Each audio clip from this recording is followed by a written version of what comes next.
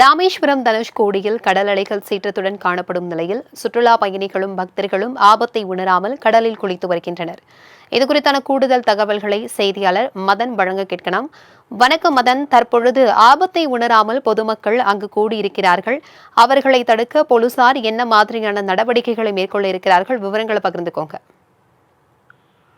பிரபாவதி, அதாவது வங்கக்கடலில் உருவான குறைந்த காற்றழுத்த தாழ்வு மண்டலம் காரணமாக ராமநாதபுரம் மாவட்டம் ராமேஸ்வரம் தீவு பகுதி முழுவதும் கடந்த 3 நாட்களுக்கு மேலாக பலத்த சூறைக்காற்றுடன் கடல் ஆக்ரோஷமாகவும் கொந்தளிப்புடனும் காட்சியளித்து வருகிறது.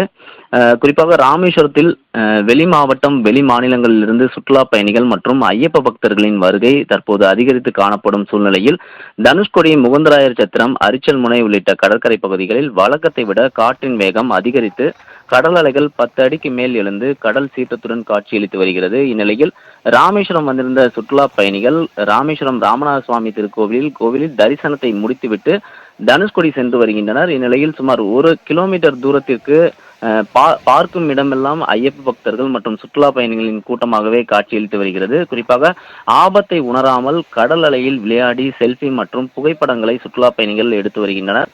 இவ்வாறு ஆபத்தை உணராமல் கடல் அலைக்குள் சுற்றுலா பயணிகள் மற்றும் ஐயப்ப பக்தர்கள் விளையாடி வருவதால் ஏதேனும் அசம்பாவிதங்கள் நடந்து உயிர் பலிகள் ஏதேனும் ஏற்பட்டு விடுமோ என்ற அச்சமும் அங்கு நிலவுகிறது. சம்பந்தப்பட்ட காவல்துறை அதிகாரிகள் தனுஷ்கோடி கடற்கரை பகுதியில் மக்களின் பாதுகாப்பை உறுதி செய்து பாதுகாப்பு வழங்க வேண்டும் உள்ளிட்ட கோரிக்கையை தற்போது சமூக ஆர்வலர்கள் கூறி வருகின்றனர். பிரபாவதி, தகவல்களுக்கு நன்றி மதன்.